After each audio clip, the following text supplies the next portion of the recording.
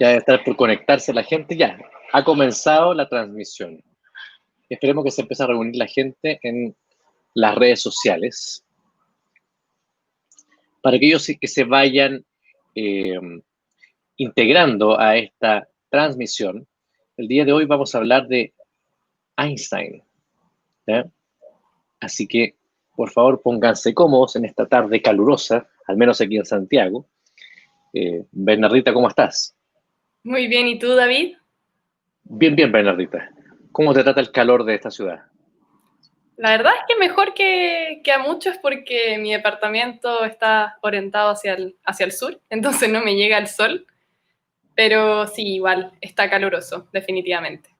Muy bien. Sí, no, sí, está así. Pero bueno, hoy día vamos a bajar la temperatura, vamos a ponerle un poco más del espacio, ¿no? Sí, sí, definitivamente. Va a estar bien entretenido esto porque, tal y como sale el título, vamos a ver qué fue lo que hizo el tal Einstein y vamos a ver qué es lo que lo hizo tan famoso que todo el mundo prácticamente sabe su nombre, pero pocos yo creo que realmente saben todo lo que él logró en el siglo XX. Wow. Sí. No, es una persona muy, muy, muy especial que cambió todo. Lo cambió todo. Y hoy día vamos a hablar de él. Estamos esperando algunos minutos, aquellos que se estén integrando a esta transmisión de Facebook Live. Recuerden que esto es una charla con la que estamos cerrando el año, invitando a público general, a público que tenga interés por la física, para hablar sobre uno de los científicos más importantes del siglo XX, si es que no es el más importante, que fue Albert Einstein. Vamos a esperar un par de minutos, no más que eso, para comenzar esta charla. Veamos cómo se están conectando también las personas. Les recuerdo que esta es una transmisión en conjunto entre la Universidad de Chile, el Departamento de Física de la Facultad de Ciencias Físicas y Matemáticas de la Universidad de Chile y también el Centro de Excelencia en Astrofísica, que también nos está ayudando. Así que esperemos que se siga integrando gente a nuestra transmisión de esta charla.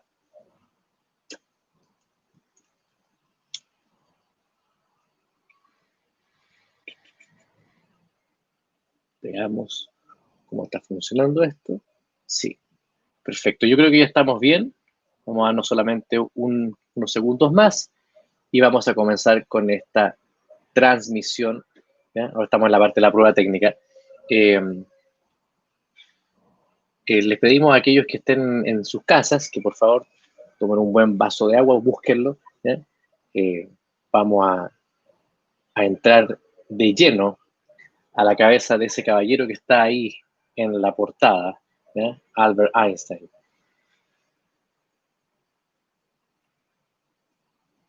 Perfecto.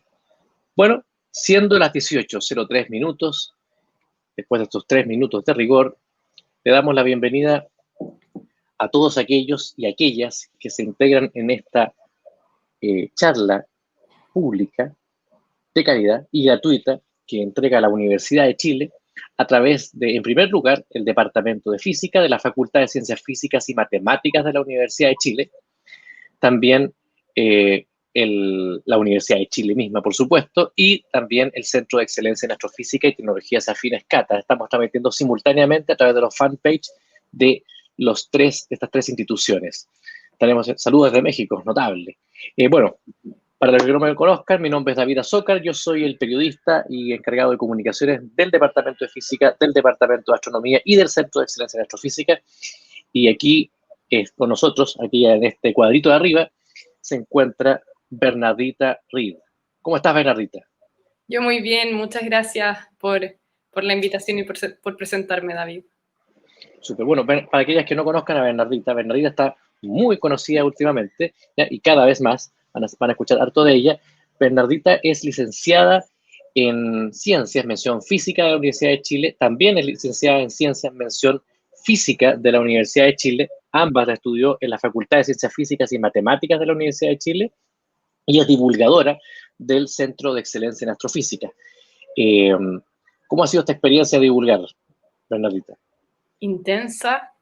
Yo creo que como justo comencé en pandemia, ha sido bastante rara, porque veo números de cuánta gente hemos llegado, considerando también lo que han hecho los otros divulgadores en el Centro de Astrofísica Cata, y es impresionante. O sea, yo creo que no llego a dimensionar la cantidad de gente que me ha visto, que nos ha visto a todo el equipo, y bueno, también es mucho gracias a ti, así que siempre agradeciéndote de todas las gestiones que has hecho para que nosotros podamos divulgar. Ha sido algo súper bonito, en especial creo que se ha abierto esta oportunidad para hacer llegar a todo el mundo. Ya hemos visto que hay gente incluso de Barcelona saludándonos, para que aprendan más o que conozcan más la ciencia.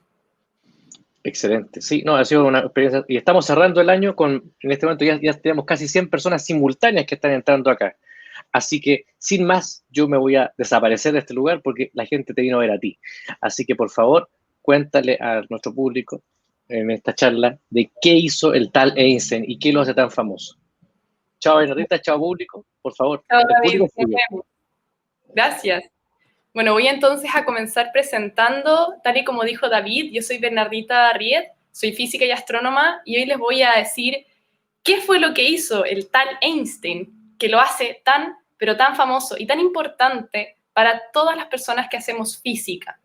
Pero antes les voy a comentar también un poquito de mí, de quién soy. Yo soy Bernardita Riet, soy astrónoma y física de la Universidad de Chile, soy licenciada en ambas carreras. Egresé hace poco, egresé a mitad de este año, no he tenido ninguna fiesta de celebración, pero creo que todo lo que he podido experimentar en el ámbito de la ciencia ha sido el mejor premio que he tenido por haber egresado. Soy actual estudiante de magíster en física en la Facultad de Ciencias Físicas y Matemáticas, que agradezco nuevamente. Están facilitando, junto con la Universidad de Chile, la posibilidad de que ustedes puedan ver esta charla, y ahí estudio cosas muy locas, como la materia y la energía oscura. Creo que todos los científicos nos encanta preguntar y aprender, y eso es lo que nos hace llegar más lejos.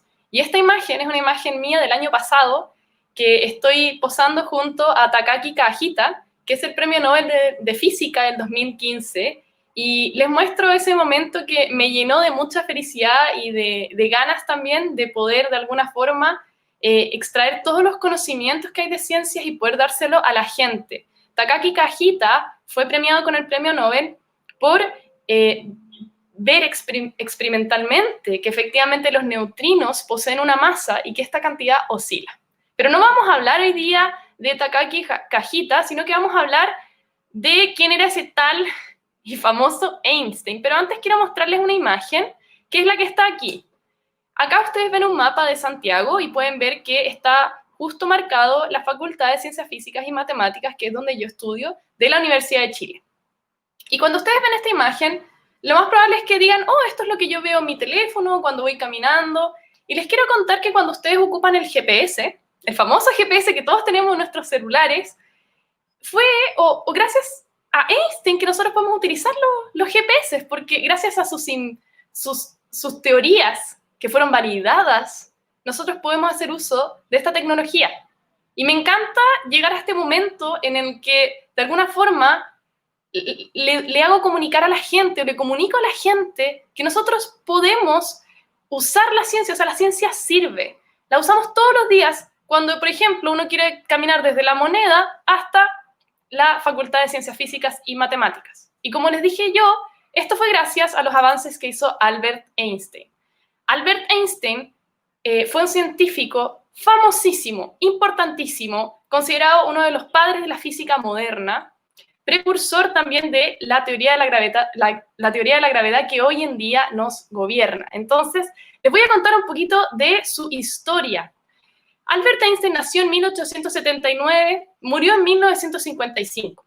Él era de origen judío, nacido en Alemania. Yo ya les dije que es el científico más destacable del siglo XX, y hoy vamos a hablar de por qué lo fue.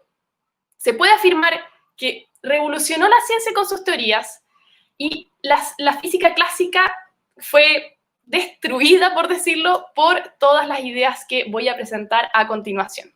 Sin embargo, es muy interesante también saber la biografía. Yo no soy una persona experta en historia, yo ya les dije, soy experta en física, pero de todas maneras, la historia nos sirve para entender cuál fue el proceso que llevó todos nuestros científicos a poder determinar lo que descubrieron. Entonces voy a hablar un poquito de su juventud. Él, como bien dije, era alemán, y mucha gente ocupa el término, oh, eres como Einstein, para decir que eres muy inteligente, y una de las cosas que también quiero como repensar es esa frase, porque muchas veces se habla también de que Einstein cuando era pequeño no era muy inteligente o tuvo un retraso para poder desarrollar su comunicación, y de hecho incluso se llegó a pensar que era un niño, cuando estoy hablando de 4 años, 3 años, tenía un problema en aprendizaje. Sin embargo, demostró ser muy buen estudiante ya cuando estaba en la secundaria. Él creció en Múnich, pero por temas económicos, él venía de una familia bastante de clase media y probablemente en esas épocas hubieron hartos temas económicos.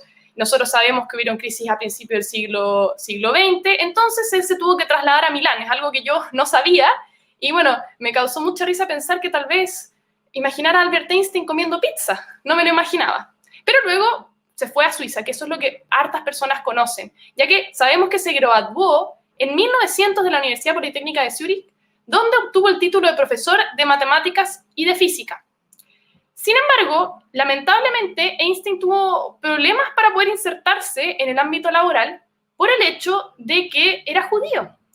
Muchos sabemos que en el siglo XX hubo una gran persecución a esa gente y él también era una persona con un carácter fuerte.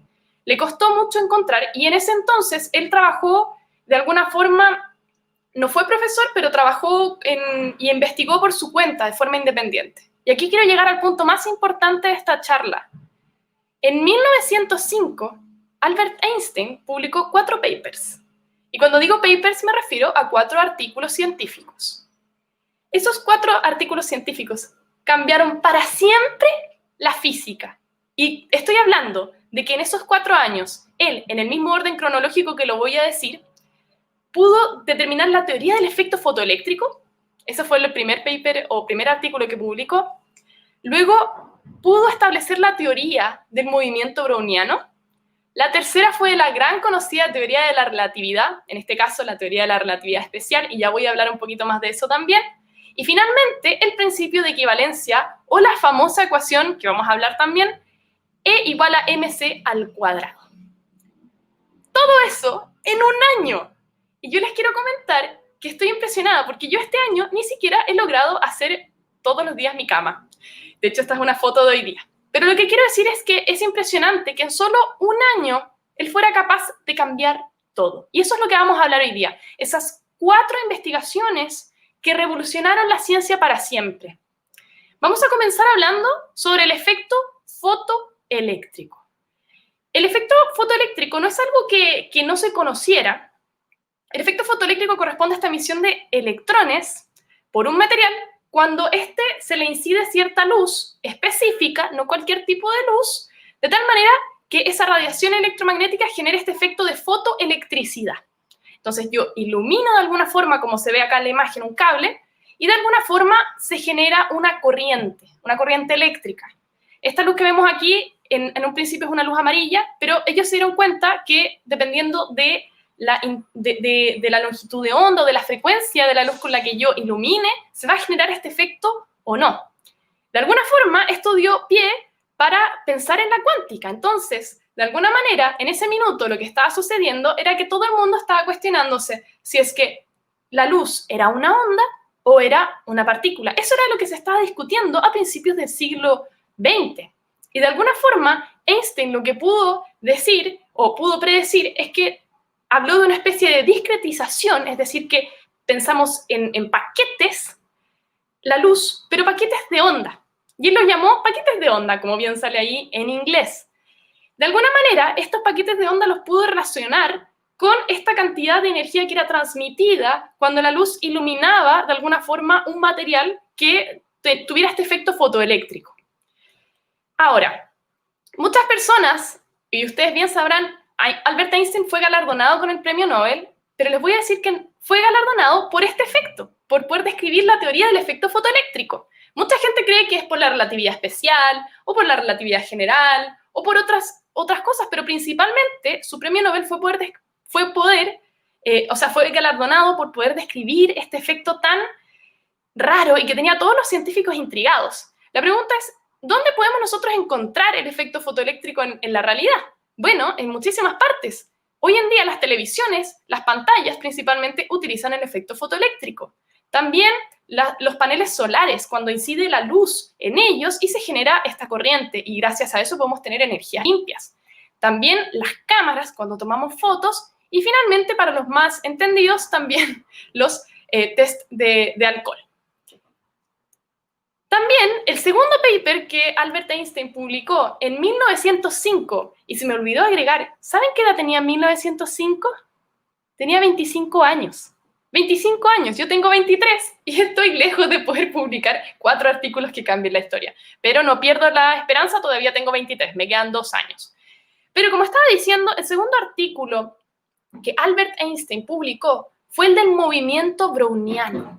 Y ustedes van a decir, ¿pero qué es el movimiento browniano? Primero, Brown viene del apellido del primer científico, biólogo que pudo observar esto.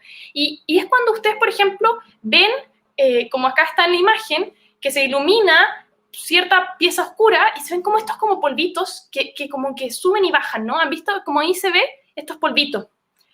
Eso la gente no sabía o no entendía hasta el siglo XX por qué sucedía que se movían de forma aleatoria. Entonces nosotros, por ejemplo, podemos ver en esta imagen que las partículas deberían caer, ¿no? Por la gravedad. Pero eso no era lo que pasaba. Pasaba que seguían estos movimientos aleatorios.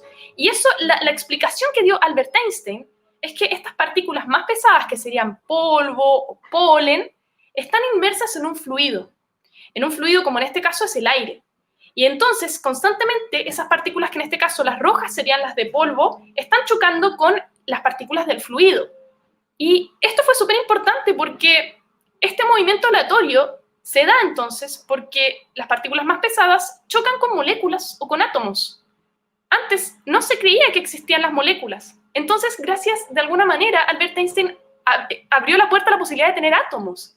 Y acá tenemos un ejemplo de 2 simulaciones de cómo se ve a la izquierda una partícula bien grande cuando choca con distintas partículas de fluido versus a la derecha, donde tenemos varias partículas pequeñas que también describen este movimiento que se le llama browniano. Albert Einstein, entonces, pudo determinar, de alguna manera, la teoría acorde a este movimiento. Y, bueno, muchas veces la gente dice que es el mismo movimiento aleatorio o camino aleatorio que hacen las personas que están que toman mucha cola de mono en Navidad, tiene este mismo patrón. Se llama entonces movimiento browniano. Y es súper importante porque describe, por ejemplo, el movimiento que tiene el polen en fluidos o distintas bacterias, por ejemplo, distintos elementos biológicos cuando están inmersos en un fluido. Recuerden que los fluidos pueden ser los líquidos o los sólidos que están presentes en nuestro entorno. Entonces, fue increíble que haya podido determinar eso. Y también les quiero contar una de las aplicaciones que tiene este descubrimiento. Una de las grandes aplicaciones están incluso en economía. De alguna forma, si se fijan acá a la izquierda, se ven estas como líneas como típico de las películas. Y la verdad es que eso se puede pensar como un camino aleatorio o un movimiento browniano, que no solamente está presente entonces en la naturaleza, sino que también en la economía. Entonces podemos decir que interesante, hasta los avances que tuvo Einstein a los 25, 26 años están relacionados incluso con la gente que trabaja en economía. El tercer paper o tercer artículo que nos tiene aquí hablando sobre qué fue lo que hizo Albert Einstein en 1905 es cuando describió la teoría de la relatividad especial. Y ojo, puse en mayúscula especial porque no es lo mismo que la relatividad general. ¿Qué es la relatividad especial? La relatividad especial son las leyes de la física, o ¿cuáles son los postulados en realidad de la relatividad especial? Son 2 postulados principalmente. Las leyes de la física son las mismas en todos los sistemas de referencia inerciales. Y el otro es que la velocidad de la luz siempre es la misma y es lo más rápido que puede moverse un objeto en el universo. Entonces yo siento que cuando uno lee esos 2 postulados, como que, oye, ¿y esto era la relatividad general? Perdón, la relatividad especial, ¿no era más interesante? La verdad es que ya es muy revolucionario.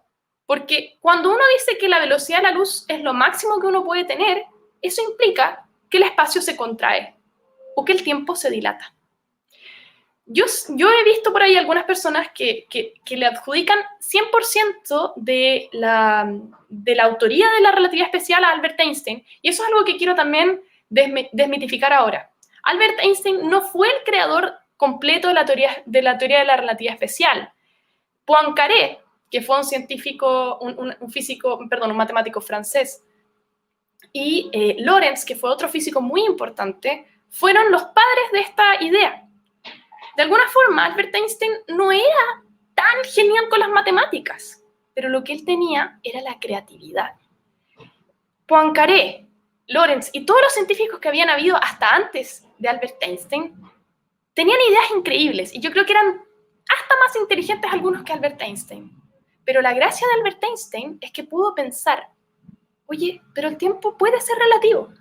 Y a nadie se le había ocurrido eso. Y acá la imagen a la derecha es muy importante porque de alguna forma muestra esta paradoja a los gemelos. Como el tiempo es relativo, cuando un cuerpo experimenta velocidades cercanas a la luz, de hecho, si uno viaja más o menos 80% a la velocidad de la luz, que son 300.000 kilómetros por segundo, podría suceder que dos gemelos, si uno manda uno al espacio durante un año y vuelve, va a ser 2 años más, un año mayor que el que se quedó acá. Perdón, el que se quedó acá va a ser un año mayor que el que viajó, porque de alguna forma cuando uno viaja a la velocidades cercanas de la luz, lo que sucede es que el tiempo pasa más, se dilata. Eso es muy, pero muy interesante, y eso fue lo que de alguna forma hizo que Albert Einstein revolucionara la idea de que el tiempo no es algo universal, y para eso hay que tener mucha creatividad. Pero entonces, ¿qué es la relatividad general? Que se postuló 10 años después. La relatividad general fue una especie como de mejora, o más que mejora, es una expansión de la idea de la relatividad especial, pero a todo el universo, donde se plantean 3 cosas. Al igual que en la relatividad especial, se plantea que las leyes de la física deben tomar la misma forma matemática en todos los sistemas, o sea, en todas partes se rigen las mismas. Las leyes de la relatividad especial se aplican localmente, o sea, que cuando nosotros nos vamos a espacios muy, muy pequeños, vamos a ver entonces la relatividad especial, pero si nos vamos a partes más lejanas, y aquí viene el tercer postulado, empezamos a ver una curvatura del espacio y tiempo que se da como el campo gravitatorio. Entonces, de alguna forma, cuando un objeto tiene más masa o más energía, curva este espacio, y es lo que vamos a ver aquí, en esta imagen, por ejemplo, donde tenemos a la Tierra. La Tierra, de alguna forma, podemos pensarla que está sobre un manto y que curva este espacio cuando la alocamos, como si tuviéramos una sábana y ponemos una canica y se dobla. Eso fue lo que pensó Einstein. Entonces, de alguna forma, revolucionó completamente todo esto. Entonces, ¿cuáles son las leyes matemáticas que rigen este comportamiento? Las ecuaciones de Einstein. Pero ustedes dirán, yo conozco la ecuación de Einstein, ¿no? Es energía es igual a masa por la velocidad al cuadrado. Y la verdad es que no, esa no es la ecuación, esas no son las ecuaciones de Einstein de la relatividad. Entonces aquí, estas son las únicas fórmulas que voy a mostrar en la presentación, no se preocupen. La primera fórmula corresponde a la ecuación del principio de equivalencia que vamos a ver a continuación, pero las que están abajo corresponden a las verdaderas ecuaciones de Einstein que revolucionaron nuestro entendimiento del universo, de la gravedad. O sea, hasta Newton había sido el padre de la gravedad. Y llegó Einstein y sacó todo lo que él tenía y planteó esta teoría de la relatividad que fue fundamental para entender nuestro universo. Tan fundamental que nos ayuda a entender fenómenos como, por ejemplo, por qué existen los agujeros negros, o por qué, por ejemplo, nosotros sentimos una atracción especial con respecto al Sol, qué son las estrellas de neutrones y por qué curvan más el espacio. Aquí se puede ver como un objeto muy, muy, muy masivo, que en este caso sería un agujero negro, curva tanto el espacio que incluso no deja salir a la luz cuando la luz se acerca a cierto radio que se conoce como el radio de Schwarzschild. No sé decirlo muy bien, pero Schwarzschild, que es en alemán, me cuesta un poco el alemán, pero estamos practicando. Entonces, gracias a él se pudo tener esta idea de qué son los agujeros negros. De hecho, afortunadamente, hemos podido observar los agujeros negros. El año 2019 fue la primera vez que se pudo ver uno, el del centro de nuestra galaxia, y bueno, hay más cosas, ¿no? También tenemos los famosos agujeros de gusano, que yo tengo aquí uno como pin. También podemos hablar del efecto del lente gravitacional, gracias a que la luz se curva cuando pasa al lado de objetos muy masivos, y también el efecto de las ondas gravitacionales. O sea, todo esto se puede entender gracias a las teorías de la relatividad de Einstein. Y como bien les dije en un principio, en esta charla, nosotros sabemos o podemos usar los GPS gracias a el hecho de que entendemos la relatividad. Porque si nosotros no tuviéramos la relatividad en cuenta cuando lanzamos un satélite a orbitar la Tierra, lo más probable es que nos estaría localizando con un error de 4 kilómetros. O sea, nosotros mejoramos nuestra precisión hasta 4 kilómetros cuando utilizamos la relatividad en los satélites que nos ayudan a localizarnos en nuestro planeta. Y el último artículo que él publicó fue el principio de equivalencia, que ya, aquí es donde todos van a decir, oh, yo entonces he escuchado de esto. El principio de equivalencia corresponde a la famosa ecuación que la energía es igual a la masa por la velocidad al cuadrado. Entonces, E corresponde a energía, M corresponde a masa y C es la velocidad de la luz. Y de alguna forma, este principio de equivalencia es la relación entre la masa, que es esta cantidad m, con la energía. Y si aumenta la masa, también aumenta la energía, pero sabemos que esa razón es constante con respecto a la velocidad, porque yo les dije que la velocidad de la luz es finita, es máxima, y corresponde a 300.000 kilómetros por segundo. De alguna manera, cuando nosotros hablamos de este principio de equivalencia, implica que cuando la energía se pierde en reacciones nucleares, el sistema pierde también masa. Entonces, cuando los científicos empezaron a hacer este tema de la fisión nuclear, o sea, cuando se logró dividir el núcleo de un átomo, se pudo observar que la suma de la masa de las dos mitades, o sea, es como yo tenía un átomo, lo dividí, vuelvo a medir las masas de cada parte respectiva, y al sumarlas no me da lo mismo que el original. Entonces, hay una de las leyes más básicas que se estaría violando, que es la ley de conservación de masa. ¿Qué ocurrió con la masa faltante? Bueno, la ley de equivalencia nos da la respuesta. Esta ley solamente funciona cuando nosotros estamos en reposo.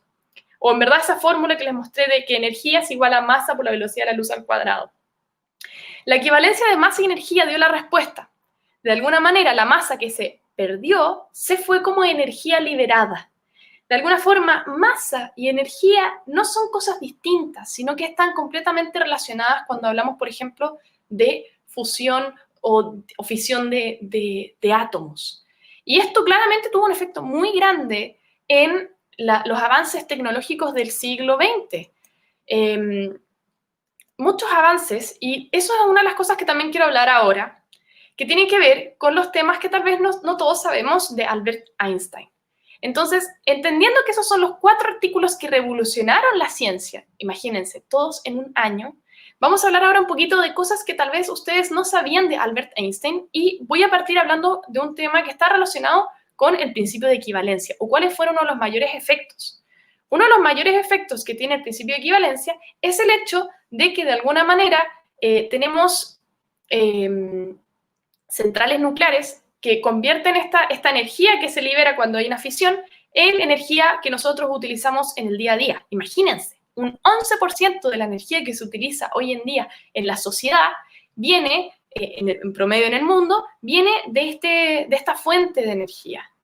Pero eso no es la única fuente de energía que se ha podido como obtener, o no es el único uso que se le dio o se le ha dado a la historia. Quiero también hablar un poquito de algo medio complicado, y tiene que ver con el hecho de cuál fue el mal uso que Albert Einstein le dio a esta información. Como todos ustedes sabrán, en la Segunda Guerra Mundial, Estados Unidos, para terminar con este conflicto bélico, arroja 2 bombas atómicas. Lamentablemente, Albert Einstein sí tuvo una influencia en este hecho. De hecho, él fue el que le envió una carta a el presidente Roosevelt diciéndole que 2 científicos, Fermi y Szilard, habían estado trabajando y habían logrado de alguna forma sacar energía o ocupar el uranio como energía para, por ejemplo, generar hacían investigaciones en torno a los átomos. Entonces, de alguna manera, en 1939, Albert Einstein sugiere eso, y eso dio pie a que se generara el proyecto Manhattan y finalmente se desarrollaran las bombas atómicas. Entonces, uno de los temas que yo también quería tocar es que hay que tener mucho cuidado como científico, como científica, porque muchas de las decisiones que se toman pueden afectar a todo, pero todo el mundo. Entonces, también los científicos tenemos una responsabilidad muy grande de dar a conocer los avances tecnológicos, pero también teniendo siempre el cuidado del respeto a los derechos humanos. Luego de esto, Albert Einstein se arrepintió.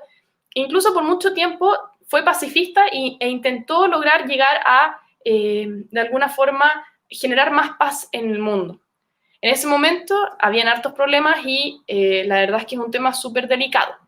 Pero también les quiero hablar de otras cosas que tal vez no se sabe mucho de Albert Einstein, como por ejemplo sobre su primera mujer, que fue Mileva Maric. Ella fue una matemática súper, pero súper importante. Se dice también que ella fue gran precursora de estos 4 artículos que Albert Einstein lanzó cuando estaba joven y estaban recién casados. De hecho, aquí tengo una imagen, ella era mucho mejor matemática que él. De hecho, ella era matemática y muchas veces él le pedía ayuda y de alguna manera se cree que lamentablemente por ser mujer y de esa época, Albert Einstein no le dio el crédito que merecía, cuando en realidad ella merecía mucho más que lo que se le ha nombrado en la historia. También actualmente hay una serie que me han recomendado muchísimas sobre la historia de ella para saber quién fue, qué efectos tuvo al final en la teoría de la relatividad y todos los avances que tuvo Albert Einstein en esos años. Uno de los últimos puntos que también les quería comentar era sobre cuál era la posición que Einstein tenía sobre la mecánica cuántica, y de alguna forma él amaba y odiaba la mecánica cuántica porque él fue de alguna manera precursor al momento de hablar del efecto fotoeléctrico, al hablar de que la luz era una onda y partícula y que tenía este comportamiento dual. Obviamente, él, al explicar el efecto fotoeléctrico, dio pie a que se pensara en esta idea de dualidad. Entonces, cuando siguió avanzando la mecánica cuántica con los avances del científico Planck, Albert Einstein no podía creer que algunas cosas no tenían certeza. Él creía que el universo tenía una respuesta excelente para todo, planteando que Dios no juega los dados y que las probabilidades no aplican en la ciencia. También les quiero contar que Albert Einstein no siempre sus ideas eran acertadas. Incluso una vez Albert Einstein se equivocó y él mismo dijo que fue el mayor error que él había tenido en su vida. Cuando él planteó las ecuaciones de Einstein que les mostré anteriormente sobre la relatividad, en algún momento él creía firmemente que el universo era estático, que el universo no crecía, pero gracias a la gravedad el universo debería contraerse. Entonces, en su cabeza, él dijo, como no se contrae, hay alguna cosa extraña que voy a llamar una constante cosmológica, y la agregó a la fórmula, forzosamente. ¿Qué significó eso? Significó que el universo que él planteó era un universo inestable, que frente a cualquier perturbación se iba a... O sea, no lo demostró él. Más adelante lo revocaron y se dio cuenta, y le dio tanta vergüenza, y se dio cuenta que su error era tan grave, incluso unos años después, Hubble, observando cómo las galaxias estaban moviéndose alrededor de nosotros, se dio cuenta que el universo se estaba expandiendo, y ahí se dio cuenta, oh, no puede ser. Y eso es un problema también, cuando uno es científico a veces fuerza los resultados, y es algo que no deberíamos hacer. Nosotros deberíamos respetar los datos y apegarnos a eso. De todas maneras, entonces, el universo ahora sabemos que se está expandiendo, y en 1998 se pudo corroborar, ya obviamente Albert Einstein en la tumba, que se está expandiendo de forma acelerada. Entonces, nuevamente surgió un interés en plantear una constante cosmológica, pero no desde la percepción que tenía Albert Einstein, sino que desde una idea de que el universo se expande aceleradamente, con la energía oscura metida ahí entre medio. Entonces, eso es lo que yo les quería comentar de Albert Einstein, que conozcan un poco lo que él hizo, con un lenguaje amigable, que sepamos que no solamente fue un tipo muy inteligente. Yo creo que una de las cosas que más hay que valorar, más que la inteligencia, es la testadurez, de alguna manera, y lo genial que es la gente joven. Albert Einstein siempre lo pensamos como un hombre viejo, pero tenía 25 años cuando planteó esas 4 teorías, 35 cuando planteó la relatividad general. Estamos hablando de alguien muy joven. Entonces, yo teniendo 23 años, todos mis compañeras y mis compañeras tenemos ideas muy buenas, y nos encanta que de alguna forma la Universidad de Chile, el Departamento de Física y toda la gente que se ha movido para que nosotros podamos expresarnos, nos llena. porque tenemos harto que decir. No es coincidencia que la mayoría de los científicos hayan hecho sus mayores descubrimientos entre los 20 y los 30 años. Así que les agradezco mucho, y todas las personas que nos están mirando, los invito a que nunca dejen de imaginar, que no dejen que su curiosidad la aplaste a alguien, porque puede que ustedes sean los Albert Einstein o las Albert Einstein que puedan de alguna forma hoy en día ayudar, porque estamos estancados en la teoría que conecta la mecánica cuántica con la gravedad. Así que agradezco mucho a ustedes que se hayan conectado y vamos a pasar a la etapa de las preguntas. Excelente charla. Muchas gracias, Bernardita. La verdad que interesantísimo lo que cuentas de Albert Einstein, de Mileva Maric, mucho detalle entretenido. Y qué bueno que lo hiciste en un lenguaje tan cercano para que la mayor cantidad de la gente se pueda sentir atraído justamente a esto. Que aprovecho de contarles antes, por favor, empiecen a dejar sus preguntas en redes sociales. Acá nuestro gran asistente, la persona que, el orquestador de esto, que es Enrique Ahumada, nos va a ir resolviendo esas preguntas y las vamos a ir lanzando también acá durante esta conversación. Les quiero pedir que recuerden que si a ustedes les interesa más la ciencia, ¿ya? Ustedes se pueden meter a www.cata.cl y ahí hay cursos de astronomía para niños, hay cursos de astronomía para público general, y si uno ya está absolutamente embadurnado con esto, en este momento yo les puedo decir con ciencia cierta que nos quedan unos pocos días todavía para postular al magíster en ciencias, mención física, de la Facultad de Ciencias Físicas y Matemáticas de la Universidad de Chile, donde Bernardita Reed es alumna actualmente. Podríamos ser compañeros. Exactamente. Del gran profesor Domenico Sapone, que es académico del Departamento de Física. Así que ya, pues empecemos con algunas preguntas. La primera que nos llega es de el profesor Robbie Barrera. Dice Bernardita, excelente charla. Una pregunta. ¿Crees que otra persona habría podido desarrollar la relatividad si Einstein no hubiera sido quien fue? Esa es la pregunta de Robbie Barrera. Hola, Robbie. Muchas gracias por la pregunta. Yo creo que sí. Yo creo que sí, porque en ese momento se estaba estancando la física. El efecto fotoeléctrico tenía a todos un poco intrigados y en realidad, como bien dije yo, la teoría de la relatividad, perdón, me fui a la relatividad, pero lo que él planteó, yo soy más, como mi área de investigación es la cosmología, de repente estoy un poco sesgada y hablo más desde la relatividad. Pero en ese momento estaba estancado y es lo mismo que está pasando ahora. Tenemos muchísimas herramientas matemáticas, muchísimas, y la gente se mueren. ¿Cuántos matemáticos están trabajando en teorías muy, muy locas? Incluso mi pololo está trabajando en matemático. Y el problema es que falta gente que interprete eso, que realmente tenga una intuición tan creativa como la que tiene Albert Einstein. Entonces yo creo que sí se hubiera descubierto, porque lo que necesitábamos no era el trabajo duro, sino que era la creatividad. Y siempre va a haber alguien que la va a tener, siempre, siempre, siempre. Excelente. A ver, ¿qué otra pregunta nos llega? Nos llega una pregunta de Caro Nieto. Les pido, por favor, que cuando dejen sus preguntas, aprovechen de decirnos de dónde nos están escribiendo, por favor, ¿ya? Porque ya hemos visto que hay gente de Montreal, de otros lados, que están mandando saludos. Caro Nieto pregunta, si el universo se va expandiendo, ¿debe haber como un límite que se va haciendo más grande? ¿Pero qué hay más allá de la barrera que va creciendo? Es una muy buena pregunta. Y entonces estamos hablando de alguna forma de los límites del universo, ¿no? Entonces voy a hacer una distinción. ¿Cuál es la diferencia entre universo y universo observable? Universo observable es hasta donde ha llegado la luz, mientras que el universo es donde existe el espacio y tiempo, donde las leyes de la física se rigen. Es difícil tu pregunta porque no existe nada afuera, es como que existe el tiempo y el espacio, y acá es cuando viene como la respuesta que los físicos como que no deja a la gente tranquila, y creo que no te voy a dejar tranquila con mi respuesta, porque simplemente no existe el tiempo y el espacio, entonces no existe. Es como difícil de explicar. Pero eso es la teoría, es una teoría, ojo. Es la teoría que estamos tratando de corroborar o de invalidar con datos de que el universo se está expandiendo aceleradamente. No es la verdad absoluta, y actualmente yo estoy trabajando también en poder entender cómo sería esta expansión. Pero lo que sí te puedo asegurar es que en el universo observable, los límites es donde la luz puede o ha alcanzado a llegar. Excelente. ¿Qué otra pregunta nos tienen aquí? Silva Ernesto dice, ¿por qué se dice que la teoría de Newton es la base de la teoría de Einstein?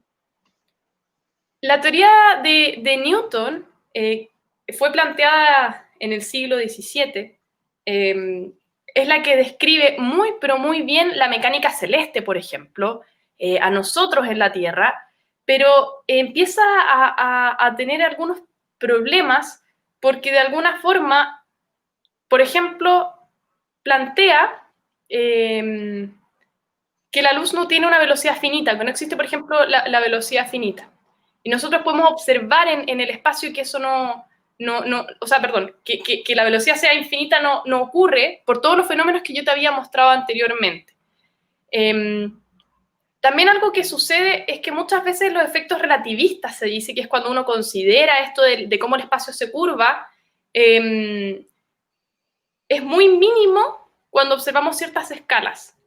Tiene que ver principalmente con el hecho de que cuando tú viajas a cierta velocidad, si viajas a velocidades muy altas, empiezan a aparecer estos efectos.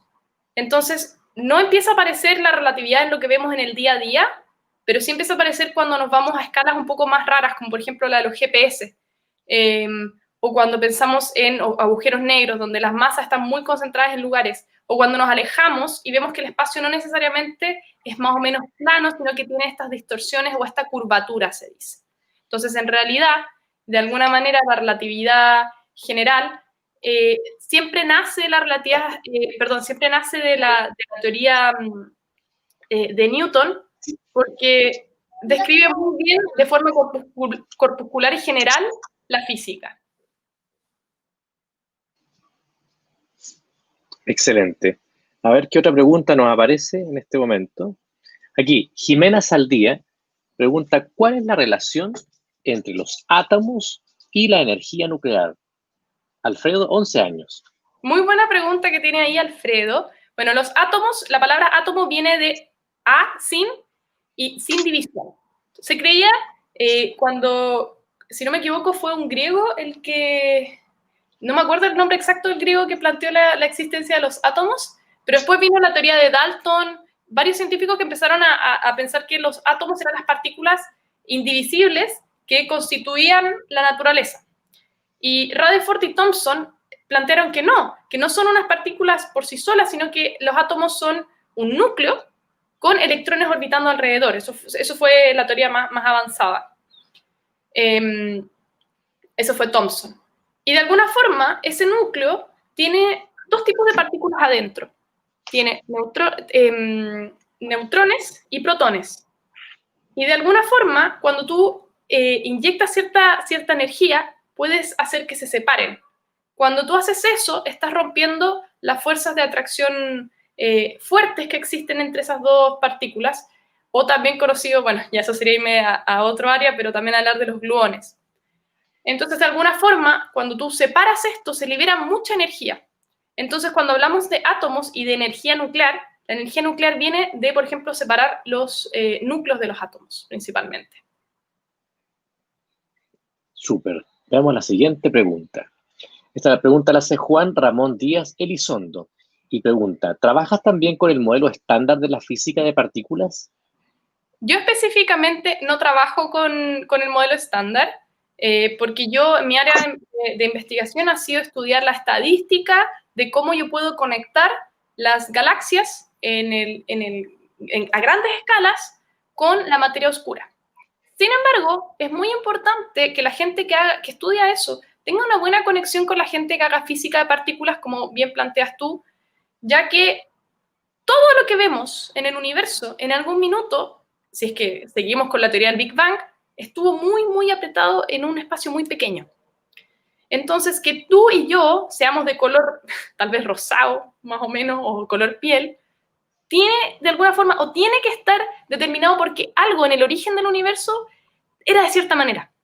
Entonces, si en el origen del universo había una partícula especial, tiene que de alguna forma tener efectos a los 13.800 millones de años que el universo tiene aproximadamente, en el que, por ejemplo, tal vez las galaxias se distribuyen de cierta manera porque existe cierta partícula en el origen. Entonces, todo eso que estuvo alguna vez apretado es como una piñata que explotó o que se expandió y se expande aceleradamente hoy en día y da pie a las grandes estructuras que son las galaxias. Es por eso que yo creo que tu pregunta no es mala, porque muchas personas que estudian el universo a grandes escalas también tienen que saber cómo son las pequeñas partículas para entender cómo era cuando el universo estaba apretadito, cuando solamente reinaban qué partículas reinaban, qué interacciones habían, ¿estaban todas juntas como una pelota o estaban separadas? Entonces es muy buena pregunta, y actualmente estoy tomando un curso de física de partículas y te puedo decir que es mucha álgebra. Espectacular. También aprovecho de contarte que tienes saludos desde Villarrica, desde Barcelona, desde Costa Rica, desde Montreal, desde México. Hay gente que se está conectando a esta transmisión conjunta entre las redes sociales de Facebook de la Universidad de Chile, el Departamento de Física, la Facultad de Ciencias Físicas y Matemáticas de la Universidad de Chile y el Centro de Excelencia en Astrofísica. Aquí viene la siguiente pregunta. Loreto Basek Núñez Olivares pregunta, Bernie, ¿qué tiene que ver el eclipse con la teoría de Einstein? Florencia, tengo 10 años, saludos desde San Felipe. Esa es una excelente pregunta, Florencia. Muchas gracias por hacerla, porque tenía de alguna forma ganas de presentar eso, pero me diste la oportunidad, así que te lo vuelvo a agradecer. Cuando Einstein planteó esta teoría en 1905, en realidad la teoría de la relatividad general, porque la especial, como bien dije yo, es de 1905 y la general es de 1915, una vez que la plantea dice, ¿cómo la validamos? ¿Cómo la observamos si es que deberíamos? Es bien difícil, tal vez no se contaba con la tecnología en ese minuto. Entonces, a alguien se le ocurrió y dijo, pero como Albert Einstein dice que, o plantea con su teoría de la relatividad general, que la luz se curva, y se curva mucho más que lo haría con la mecánica newtoniana, entonces, cuando hay un eclipse, lo que deberíamos ver es que las estrellas que hay en el fondo, cuando se pone el sol, se curvan. Pero el problema es que no podemos ver el sol, las estrellas cómo se mueven cuando vemos el sol directamente, porque nos quemamos los ojos. Entonces, el mejor momento para hacer eso es un eclipse. El eclipse tapa el sol, deja la corona solar, que es la parte más externa del sol, que son estas como mantos que uno ve, y las estrellas, la idea es ver si es que se movían o no. En 1919 se pudo ver ese fenómeno, y la expedición que hizo Eddington junto con otros científicos a Brasil y a África para ver ese gran eclipse dio pie para dar el visto bueno en que efectivamente las estrellas se curvan el ángulo que predijo la teoría de relatividad general de Albert Einstein. Es esa la relación que tienen los eclipses, o sea, son los que dijeron, sí, la relatividad general es válida.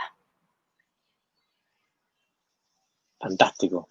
¿Qué otra pregunta nos aparece? Guillermo Nicolás Duarte indica, con respecto a la física cuántica, ¿cuáles son las principales preguntas que han surgido en el último tiempo que quedan pendientes por responder? ¿Puede ser comprobar si los viajes en el tiempo son posibles?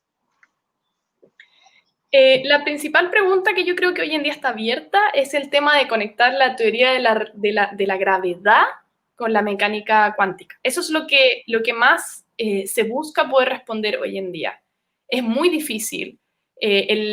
Incluso en el sistema estándar de partículas, que preguntaba la otra persona hace unos instantes, la gravedad no entra.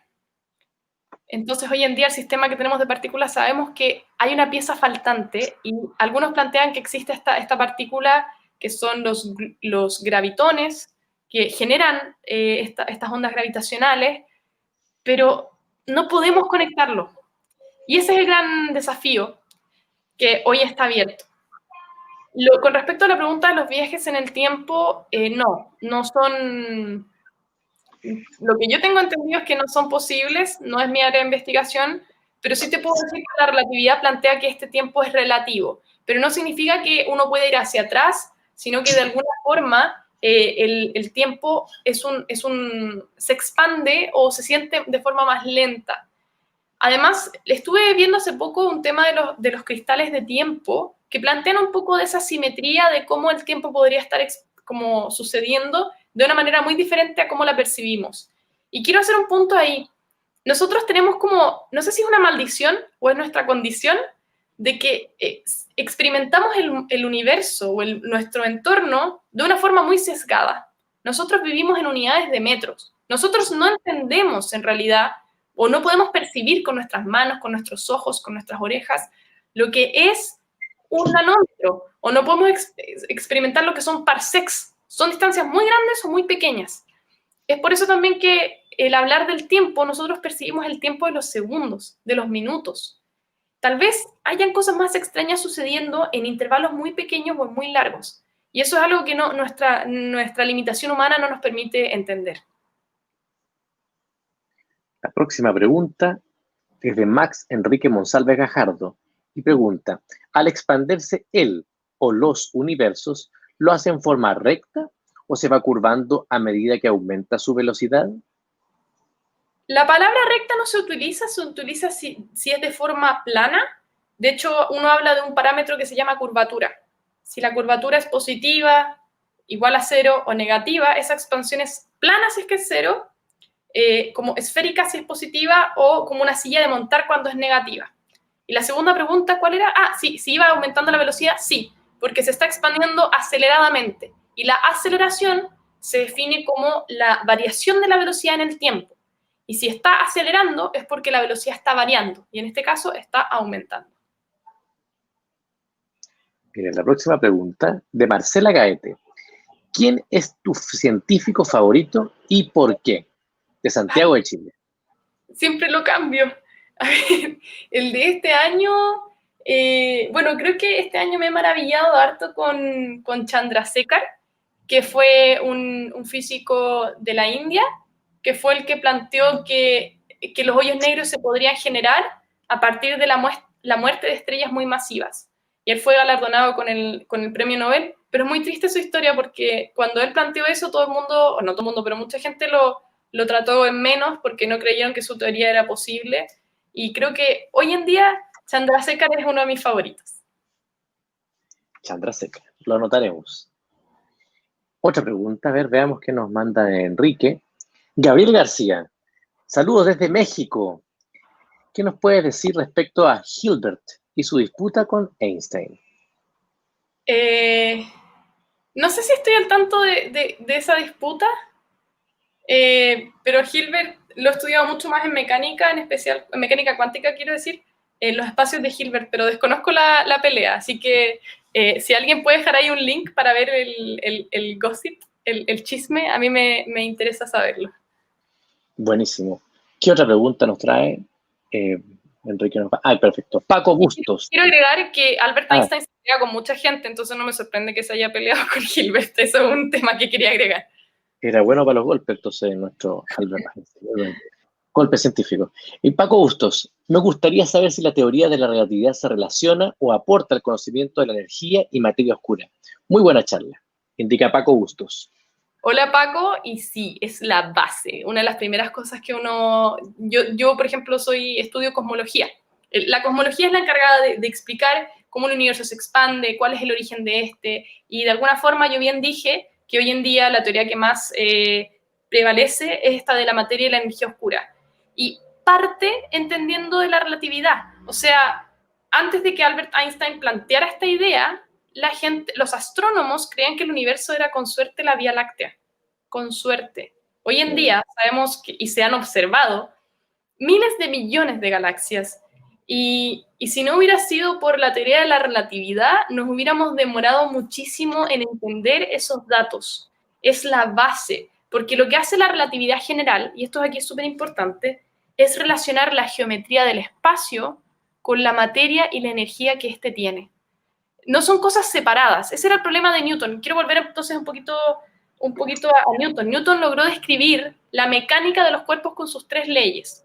Con la ley de que los cuerpos están en un movimiento rectilíneo uniforme o en reposo cuando la suma de las fuerzas es nula. Y Albert Einstein cambió esa idea. Dijo, no, o sea, tú estás en constante caída libre cuando te estás dejando caer en esta especie de geometría que tiene el espacio y cuando se curva por materia. Entonces, sí o sí, si alguien quiere entender lo que es la materia oscura, lo que es la energía oscura, piensa, materia y energía, ocupé esas dos palabras. Yo antes dije que cuando Albert Einstein planteaba su ecuación, ocupaba de alguna forma esta idea de la geometría con la materia y la energía. Entonces, cuando yo hablo de materia oscura y energía oscura, estoy hablando también de la geometría de mi universo. Y la geometría implica saber cómo se expande. Entonces, sí, de todas maneras. Súper, súper. ¿Qué otra pregunta nos manda? Perfecto. Claudio Andrés Olmos de Aguilera Aravena indica, ¿podrías explicar la relatividad en lo que respecta a los observadores inerciales y no inerciales? Indica también Claudio, no entiendo por qué un observador inercial puede ver curvarse la luz y un observador no inercial no. Claudio Olmos, desde Concepción. Es una muy buena pregunta. Voy a hacer el siguiente ejercicio. Digamos que tenemos una persona, a ver, voy a ocupar mi teléfono. Mi gato no lo voy a usar porque me va a morder. Tenemos mi teléfono y yo estoy quieta.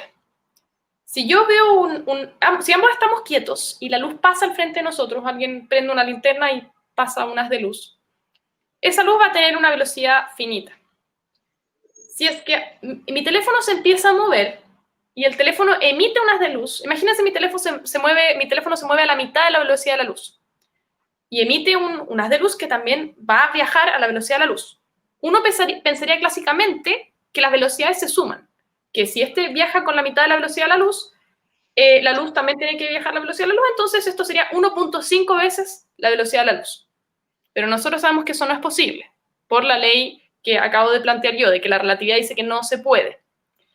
Entonces, eso haría que de alguna forma el teléfono va a tener que ver que la luz viaja a la velocidad de la luz y yo también tengo que ver lo mismo. Entonces es la misma física para ambos, pero al final no se cumple esta cosa clásica de sumar las velocidades. Y es por eso que si este se está moviendo de forma curva y emite este haz de luz que te decía yo, también va a suceder que para que se cumpla esta característica de que la luz viaja a 300.000 kilómetros por segundo, es necesario que se curve, porque eso es una ley. Y entonces es el hecho de que ya sea inercial o no inercial el observador, lo que va a tener que ver es que la velocidad es finita y para que eso suceda, el espacio va a tener que arreglárselas. El espacio y el tiempo se la van a tener que arreglar para que eso siempre sea una verdad. Entonces es muy buena tu pregunta y tiene que ver con eso de que al final como la luz es la que reina o la velocidad de la luz es la que reina, el espacio se va a tener que acomodar. Y por eso vemos estos dibujos locos de los agujeros de gusano, que se curva solamente para que siempre se genere esa verdad. Wow. Duro de entender, esto es sorprendente. Marlene Andrea Schilling Álvarez indica, si llevo algo que vence el próximo año al espacio, está interesante esto, y me lo llevo al espacio por un año, cuando llegue a la Tierra, ¿estará vencida? Soy Sofía y tengo 13 años. Qué buena, es la mejor pregunta de todas. O sea, si justo llegas un día antes de que venza, no está vencido. O sea, si tú tienes dos chocolates, vencen los dos en un año, y tú te vas, y viajas 364 días a una velocidad muy alta, y vuelves, este va a estar vencido y el que te llevaste no. Así que es una muy buena pregunta, me encantó. Excelente. Ya estamos llegando a la hora casi de conexión, así que yo creo que estamos entrando a las últimas preguntas. Pedro Recabal indica, ¿los agujeros negros no se contraponen con la idea del universo en expansión? Pregunta. ¿O el interior del agujero pasa a ser no universo? Por tus comentarios de presencia de tiempo-luz. Saludos desde Santiago. Es una buena pregunta. Pedro, tienes una muy buena pregunta y creo que la puedo abordar desde varios lugares. Cualquier cosa que se pueda contraponer con la expansión del universo es como apretarlo, ¿no? O sea, la gravedad se contrapone, por decirlo, con la expansión del universo. Porque podríamos pensar que estamos como con una mala analogía, pero va a servir para lo que quiero decir. Si tú tienes un globo, lo quieres expandir y la gravedad no te deja, tienes que aplicarle más energía. Esa sería la energía oscura. Entonces, de alguna forma, la gravedad es la que no deja que esto suceda y los agujeros negros son un gran ejemplo de un lugar con mucha gravedad en el universo. Pero los agujeros negros son bastante pequeños en realidad, o sea, no son... Imagínate que una galaxia puede tener miles de agujeros negros, no sé si miles, pero teóricamente podría tener varios. En su centro probablemente uno, masivo, pero cada vez que muera una estrella muy masiva vas a tener probablemente un agujero negro. Entonces, en ese sentido, no se contrapone. Pero es una muy buena pregunta porque incluso hay gente en el departamento de física que está intentando ver cómo de alguna forma están planteando la posibilidad de tener agujeros negros primordiales, es decir, agujeros negros que se generen en el origen del universo, y esos sí tendrían un gran peso en la expansión que tenemos del universo y de cómo es la dinámica de este. Pero lo que pasa dentro del agujero negro es un tanto desconocido, porque una vez que un objeto entra en él, no puede salir. Entonces, hablar de un no universo dentro de un agujero negro no sé si aplica la definición, porque ahí sí hay espacio y hay tiempo, solamente que está infinito, por decirlo. Es una singularidad. Entonces, yo no diría que no hay, o sea, yo diría que sí hay universo ahí, pero obviamente es una singularidad, es algo muy extraño, es algo que acumula mucha gravedad, es algo que acumula mucha materia y mucha energía en un punto muy pequeño. Esa sería la respuesta que te puedo dar. Espectacular, espectacular. Bueno, una cosa que le quiero recordar a que ellos estén conectados a esto, a esta charla, recuerden que esto es la Universidad de Chile, el Departamento de Física y el Centro de Astrofísica dictando en conjunto esta charla para cerrar el año, ¿ya? Y estamos llegando a muchos lados. Aquí veo que hay saludos incluso aquí desde Perú, también, no, esto es impresionante, Colombia también. Y aquí tenemos otra pregunta de Roby Barrera. No, no es pregunta, es apañe. Apañe. Bueno, Roby Barrera indica, Demócrito es el griego que planteó primero la idea del síntoma división. Era lo que yo decía antes, claro, yo dije que un griego había planteado el término y efectivamente, muchas gracias Roby, Demócrito fue el que planteó el término de átomo. Muchas gracias. Muy bien, y yo creo que ya iríamos por la última pregunta que nos van a mandar. Cascando. Aquí, medios comunicacionales. Veamos quién es medios comunicacionales. Indica, hola, buena charla Bernardita, me llamo Mauricio Barrientos, soy de Valdivia, indica. Si el universo está en expansión, ¿eso quiere decir que la Luna se está alejando? Y si la Luna tiene influencia en nuestras mareas, ¿qué nos sucederá? Oye, esa es una buena pregunta. Cuando el universo se está expandiendo, creo que acertaste en el hecho de que no es que el universo está creciendo en los extremos, sino que todo el espacio se está expandiendo entre sí. Entonces, lógicamente, si todo el espacio se está expandiendo, la Luna y la Tierra se deberían alejar. La verdad es que eso no se ve. Además, por un tema de gravedad, somos muy pequeños, no es algo que nos influiría, el efecto es muy bajo, pero la Luna sí se está alejando de la Tierra. Y eso no tiene que ver con relatividad y sí va a afectar a las mareas. ¿Y sabes por qué? Es súper interesante por qué. Y es algo que uno diría como, ¿cómo no se me ocurrió antes? Como están girando tanto la Luna como la Tierra, la razón por la cual se generan las mareas es por las fuerzas que genera, de alguna forma, atracción gravitacional sobre la Tierra, que son muy bajas, por eso solamente aplican las mareas, pero las mareas, al estar girando o se están moviendo, el agua se está moviendo, se genera un roce con el suelo marino. Y este roce con el suelo marino está frenando un poquito la Tierra. Y la está frenando de tal manera que por un tema de conservación, y voy a hablar de un término un poquito más avanzado, por conservación del momento angular, por conservación, los cuerpos cuando están, por ejemplo, girando, tienden a querer seguir girando. Eso es la conservación del momento angular. Y como tú estás frenando a la Tierra, estás de alguna forma frenando esta cantidad, entonces lo que va a pasar es que se van a empezar a alejar por el hecho de las mareas. Entonces es algo muy interesante y sí, se están alejando, pero principalmente por las mareas, como bien dices tú. Y si se alejan lo suficiente, esta gravedad, o sea, esta interacción va a decrecer y sí deberían de alguna forma bajar las mareas. De hecho, el Sol también debería producir mareas, pero está tan lejos que este efecto no se percibe. Buenísimo. Oye, Bernie, yo creo que ya llegamos, pasamos la hora, así que veo muchos mensajes de agradecimiento que están llegando desde Chiloé, desde Coquimbo, desde Iquique, desde Bolivia. Así que te damos las gracias por esta charla súper entretenida, sumamente cercana, ¿ya? Yo les quiero recordar que a los que no conocen a Bernie, Bernardita Reed es licenciada en Ciencias de la Facultad de Ciencias Físicas y Matemáticas de la Chile, y estudió Física y también estudió Astronomía como licenciatura, y actualmente es estudiante del Magíster en Ciencias del Departamento de Física. Y ojo, las inscripciones todavía están abiertas. Aquellos que quieran postular y aprender cosas como la Bernardita, por favor, vayan a la página del DFI y ahí todavía pueden postular, y es muy, muy interesante. Y aquellos que les guste más esta idea de meterse en la astronomía, a los niños, en www.cata.cl van a dictar cursos en enero, y también para adultos van a dictar un curso sobre agujeros negros y todas las cosas negras que hay en el universo. Así que, y no se me puede olvidar el último gran detalle. Bernardita, tú hace poco fuiste destacada por una iniciativa que tú hiciste. Es la iniciativa de un preuniversitario online. ¿Por qué no nos cuentas en un minuto, y así cerramos esta charla? Cuéntale a la gente esta iniciativa. Bueno, gracias David por mencionarlo. Cuando empezó la pandemia, yo fundé un preuniversitario online de matemáticas gratuito y de acceso para cualquier persona que quiera. La página ustedes la pueden encontrar como www.preuencuarentena.com.